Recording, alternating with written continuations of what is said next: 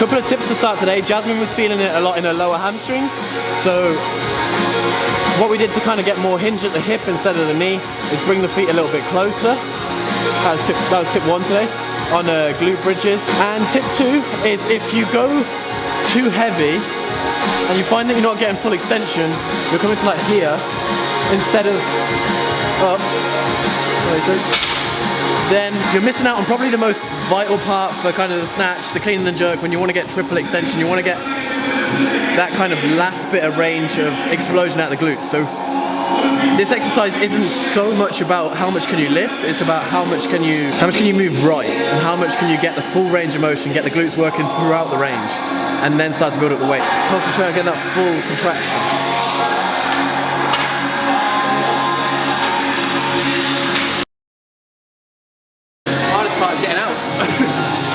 What is going on, team? Craig back with another commentary, and a lot of you guys in the video I did last week about like 5 accessories that you can kind of do in a commercial gym to make your CrossFit game better. I got a lot of positive feedback of that and a lot of questions, and so I just thought I'd make another video on it. Myself and Jasmine, our plan now is to do like these accessory days every Sunday, because it's kind of a nice break away from your standard CrossFit. You know, your everyday CrossFit is heavy compound lifts followed by usually a pretty gassy, high-intense Metcon. And it's kind of nice just walking into the gym on a Sunday morning and doing something that's going to improve your CrossFit, but it's not necessarily CrossFit, if that makes sense. It's more of like a relaxed pace. You go in, you get kind of a nice pump, you get a good sweat on, you get the endorphins released, but it's not as intense or as heavy on the body. There's going to be a couple of different exercises to last week in today's video, but we're starting off again with the staple, the glute bridge. Now, I know I kind of went through it last week, but as you heard me say at the start, it's not all about weight with this exercise. It's about getting that full range of motion. The important thing with this exercise is just being able to switch on the glutes throughout the range of motion, so you're getting that full contraction. So then when you're doing things like the clean and jerk and the snatch, but also things like thrusters, where you pop your hips in that final part, or even things like wall balls, you're getting total activation of the glutes and utilizing the largest muscle group in the body. I didn't really talk about setup last week, and you'll see I'm doing it on the Smith machine just because it's so much easier to get in and out. I just find when I do it with like a standard barbell with plates and not on the Smith machine, I find that like getting it on and off is probably the hardest part. And finally, to increase the range of motion, I see a lot of people have their feet on the floor. I just raise it with the plates. The more plates that you stack on the floor, the more range of motion you're going to get at the hip. And yeah, what we did, we built up to a heavy set of 8 over about 4 or 5 sets. And then we did a burnout of just squeezing 50 reps. Go until literally your glutes are on fire.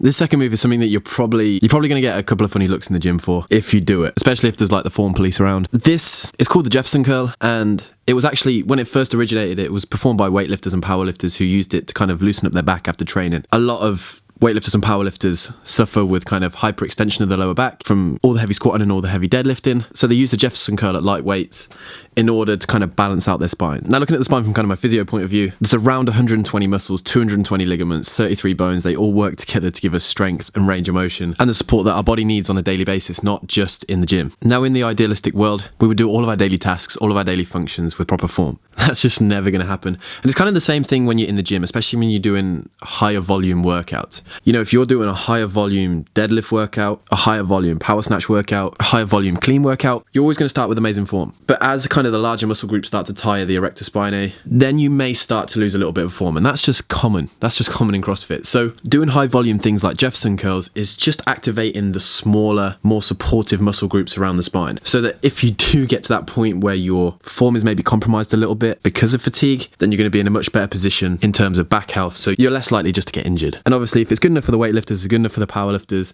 it's a great mobility tool for your lower back. It's a great mobility tool for your general posterior chain, your hamstrings, your glutes, it's just a great move. And I think it's so underutilized in CrossFit. Now, the way you perform it is you've got to think of your spine as in like separate vertebrae, letting go of each one of the vertebrae on the way down, and then on the way up, activating each one of the vertebrae. So you're doing the worst form of deadlift. You're fully curling your spine. Now, obviously, error on the side of caution, and begin this exercise with lighter weights or kind of no weight at all. And make sure your progress in this movement is in terms of months and not just days, because it takes a long while to build up the strength, especially on those smaller stability muscles.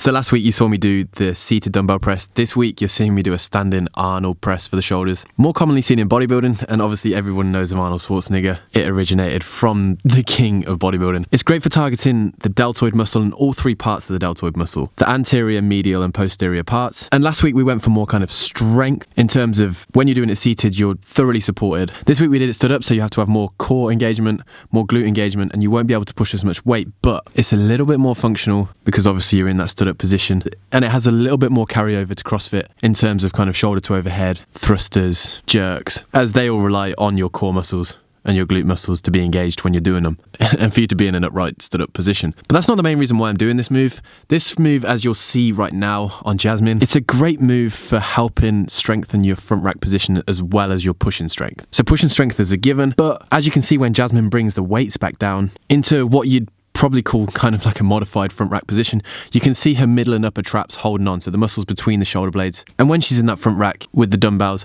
her anterior delts are switching on too. Both these areas are crucial when you're looking at strengthening your front rack. And to finish off this extremely long commentary and the workout from Sunday is pull-ups. We utilised all of the grips. We did 4 sets, 8 to 12 reps, really trying to control the negative as much as we can. And obviously if we're falling short at say 6 reps and we are aiming for 8 to 12, the next 2 will do a jump and a control down. And that's what Jasmine ended up doing a lot. It's a really, really good way to kind of overload the lats, overload the arms, and increase your pull-up endurance. But yeah, the whole workout is down below, all of the rep schemes, sets, you name it. And I hope this was kind of an enjoyable video to watch. I know it's just been me blabbing over the top of some workout footage, but if you did enjoy it, please smash that like button. It really just shows me the support that you guys have and really does just push the content that little bit further. And quickly, if you didn't see it in yesterday's video, if you hit the bell button down below by the subscribe, it means that you'll never miss a video, because obviously YouTube has been glitching a little bit recently and people haven't been receiving videos or seeing videos when they get put up, and some people have been unsubscribe from the channel. Just I don't really know what's going on, but just hit that bell button, then you'll never miss one. Yeah, if there's anything else you'd want to see, just whack it down in the comments below. I am recording a Q&A tonight, probably about 5 or 6 hours after this video goes out, so if you want to fire a couple of questions down below, feel more than free, and I'll try and get them answered, but you've got to be quick. But yeah, we'll talk to you guys in the next one.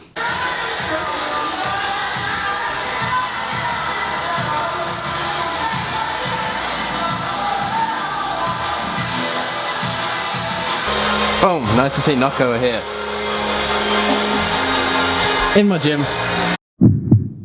That was good fun. Am I driving? Do you want to drive? Craig trying to reverse. I've nailed this. I've nailed it in one. Take a look at this, YouTube. I've nailed it in one. Oh yeah. Little victories. That's perfectly parked, Jazz.